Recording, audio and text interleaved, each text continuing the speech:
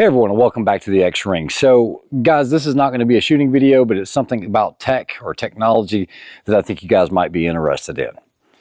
So since the beginning of time, whether it was smoke signals from Native Americans or it were lighthouses on the Atlantic for the graveyard of the Atlantic, we as humans have always been pretty much infatuated with being able to have communication, some type of signaling.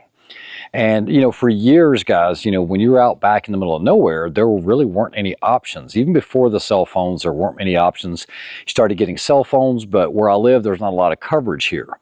And so, even in the best places, there's a lot of times you won't have coverage. And so with that being said, Elon Musk came out with the Starlink. And fortunately for us, it is available in this area. Where I live, there's really nothing around. There's no cell phone service here. You really are limited on what you can get with regards to internet or any type of connectivity. It's actually so bad that I've tried HughesNet, I've tried all the other satellite dishes, they don't work. The only thing that really works for me at the house here is an actual landline. So it's basically internet, if you would think of like dial-up. And so that really doesn't work for a content creator. When I'm trying to upload, it's actually faster if I find a place in town that's got like 5G or something, I have to drive to upload my videos. However, the reason I'm talking about this and staying in front of a bike is because Starlink recently came out with something called the Starlink Mini. And if you guys don't know about it, first off, you have to already be a Starlink customer. And so in my case, it works out. I already had that existing service, but they came out with this thing called a Starlink Mini. And for only $30 additional a month, it is basically this. And that is what it is, guys. This is basically a satellite modem that you can have service pretty much anywhere in the world with the exception of on bodies of water like the ocean, because that is a different package. It's insanely expensive. That would be for somebody that has a yacht or a cruise ship or something like that. So that is actually the main dish with the modem built inside of it.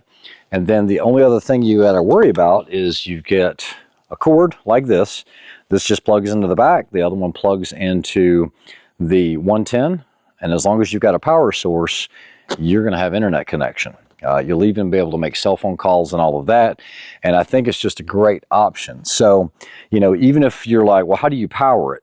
This is a Goal Zero by Yeti. It's like a 200X. It's a cheaper unit. Doesn't have a lot of power, but it has plenty enough to run that for quite a while, probably an hour or better.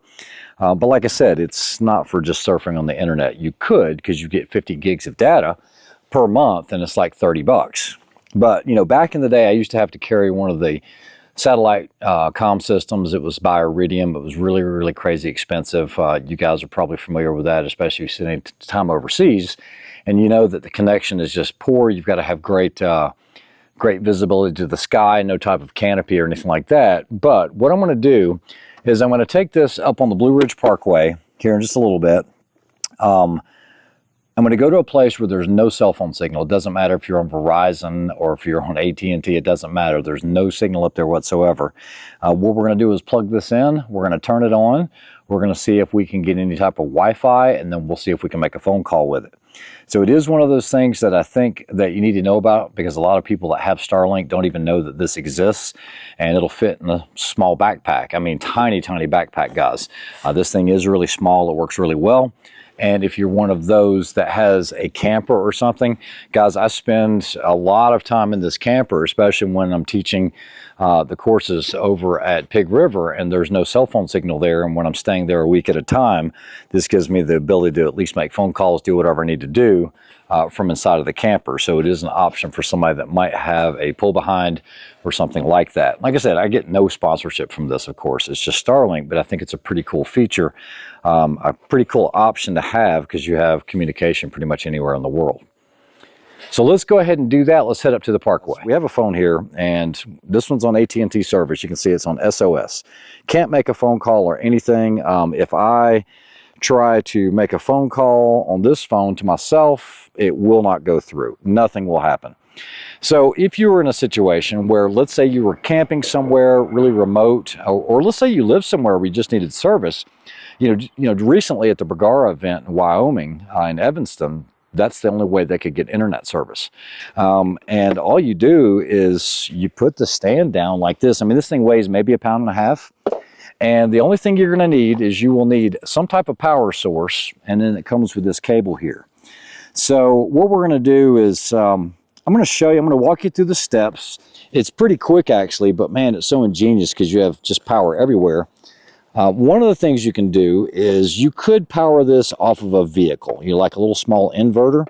And I usually carry one of those on my motorcycle, but I'm going to forego this right now. I'm just going to set this down because it's going to need power. So what we're going to do is turn this on. Okay, so now it has power. And you guys might say, well, what does it do if it's got the power? Well, this has its own modem inside of it. You can actually hear this going right now. And what I'm going to do is the phone that I actually have connected to this is the one that has basically the Starlink service. So what I'm going to do, you don't have Starlink on this, do you? She says no. My wife's helping me film this right now, so give me just a moment. We'll just search for settings. We're going to go for Wi-Fi. And here it is, guys. Look, if you see it, that's right there. It's called Star Wars Mini, okay? Because that's what I've named this, just because I have the normal Starlink. Now, it's asking for the password to join. I can't remember if I made a password for this, but we'll try it. Oh, it looks like it's working.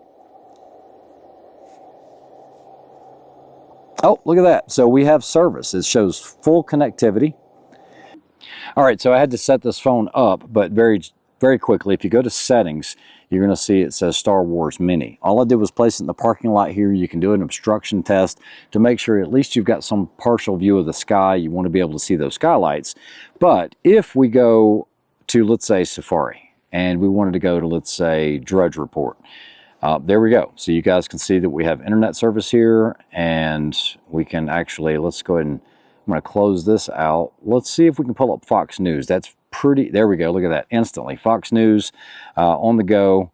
And guys, the way this works is you have to already have Starlink service, and this just adds $30 a month, but you've got full portability for 60 gigabytes of data. If you look at it from a safety standpoint, let's say I needed to make a phone call, and let's say I wanted to call. Now there's a good chance that it's going to kill this video as soon as it starts ringing.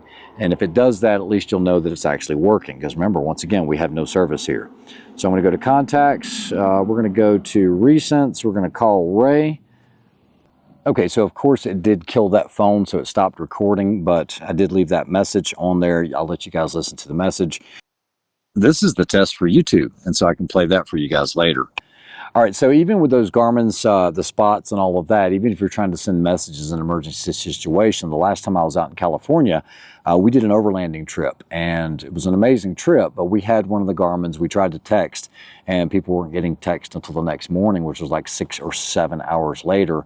We were in a canyon, actually. So, having something like this, if you have a camper or something that's smaller that you want to just be able to make portable, guys, this thing is super, super nice. It's super small. You can actually take this. It comes with a little small stand, this little kickstand here, and even on a small backpack like this, we're talking about a small backpack, you can actually take the system, just put it in there. It's literally like a notebook. Take your power supply. Now remember, you do have to have a power supply. That's a given. You got to have something. They say it can be USB powered, but I think on the 110 is probably the most reliable.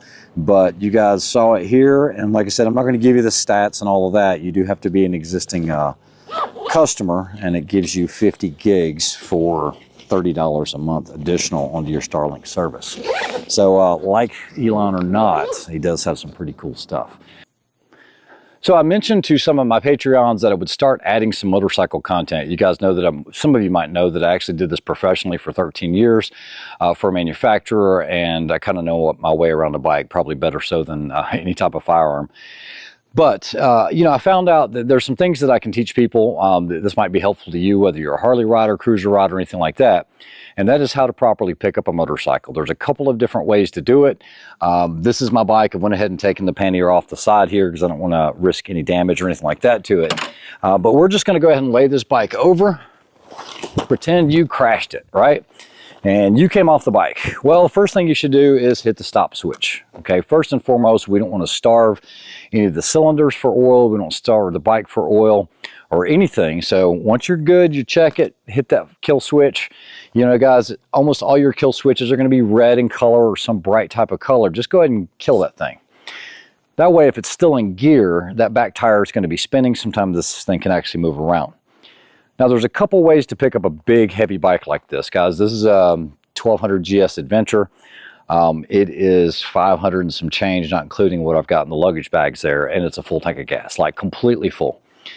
I'm a little guy, but if you use the technique right and you've got decent core strength, you should be able to do this. So here are the two techniques for properly lifting your motorcycle. All right, so this is going to be the easiest way to lift a motorcycle. First and foremost, we made sure that it was off. You do want it to be in gear when you lift it, otherwise you could have some issues there, and I'll talk about that in just a minute. But the first way to lift it, the easiest way, is to actually turn the handlebars so that the tire is pointed towards the ground, okay, not up in the air. And what this is going to do, this is going to give you a hard stop up against here to be able to lift with. Now here, let's go ahead and have a seat. We're going to take our break, right? We're going to sit on top of this motorcycle. It's already down. There's no rush to get this thing back up. We want to do it in a controlled manner so that we don't hurt ourselves. And guys, I did this purposefully on the rocks here because this is loose, okay? And this is very important. And because part of the technique is if your foot slips, you're going to have a bigger problem. So you want to make sure you just kind of sit on the bike, relax a little bit, point that tire towards the ground. And then now what we're going to do is we're going to get the seat kind of like in the small of our back. That way it's going to enable us to have a near perfect 90-degree angle with our knee, if you guys can see this. Okay, and then on the left side here, regardless of which side it falls on, do not grab the seat. Seats usually come off pretty easily with a key, and they'll pop off if you're trying to lift it. You're going to lose your grip. You're going to have a seat in the hand, and that's going to be a problem. So once we get the feet at 90 degrees, if there's any dirt or debris, let's go ahead and clear that out of the way with the feet. You don't want any rocks to roll or anything like that because we're getting ready to push with our feet. If you're in sand, dig your heels in. What we're going to do is keep our back straight. We're going to look straight forwards or up. Pull this to the lock, grab something solid, and all we're going to do is start pushing with our legs towards the back. Now remember, the lower part of our back is up against the seat. You're just going to push, just like that. And as it starts to come up, that's it. You're going to have a lot of adrenaline, so it's going to be very easy to kick it over to the other side. Make sure you don't do that. If it falls on the right side, one of the things you can do is pop the side stand first. That way, if you do get a little aggressive, you can then flip it back over and it'll hit on the kickstand itself. That is the easiest way to lift a motorcycle. Let's go over the second way. All right, so for the second way, what we're going to do is we're going to go ahead and drop this again. Here we go. And it's over. All right, so if you come off the bike, once again, hit that emergency kill switch. In this case, what we're going to do is we're going to point the tire to the sky. Now, this is the hardest technique. If you're a lady or female, someone with smaller stature, this might not be the best for you. First thing we do is point that tire up into the air. Guys, what that's going to do is it's going to give us more leverage on this bar, and we are on the hard stop, okay? It's usually a locked position or something like that. Now what we want to do is we want to get over here, and regardless of what type of bike you have, let's get in real close so you can see this, is we do not want to reach into the top, because once we lift this bike and it starts to get up, our hand is going to get caught in here. So regardless of whether you have bark busters or guards or anything like that, we want to make sure we reach underneath the hand guard. So what we want to do is kind of cup our hands so that we have double strength on a hand. And we're not going to try to lift like this. We need to think about lifting technique. For those of you that lift weights, you'll probably know this. We want to have that back straight, tires pointed in the air. We want to make sure it's in gear, because if it's not in gear and we lift it, what's going to happen is it's going to take off. But usually people do crash in gear, unless they fall in the parking lot while it's in neutral. So now what we're going to do is we're going to bend our knees. We don't want them out here. We don't want to be lifting with our back. We want to get underneath it. Think about lifting. We're going to put our hands underneath. Back is going to be straight. And the key thing is keep your head up. Look up towards the sky. Look straight ahead. And what we're going to do is kind of lift and walk that way. So let's see if we can do this with this heavy motorcycle. On 3. 1, 2, 3. And we just start to lift like that. And then from here, I can go over here and pull the side stand down. So if you guys are wanting to know some of these techniques, I'll keep dropping some of these little eggs every once in a blue moon. We'll go over some slow speed stuff, and I'll just tack this stuff onto the end of some of the videos because I think there's a lot of people that ride. I think these are very beneficial tips for you.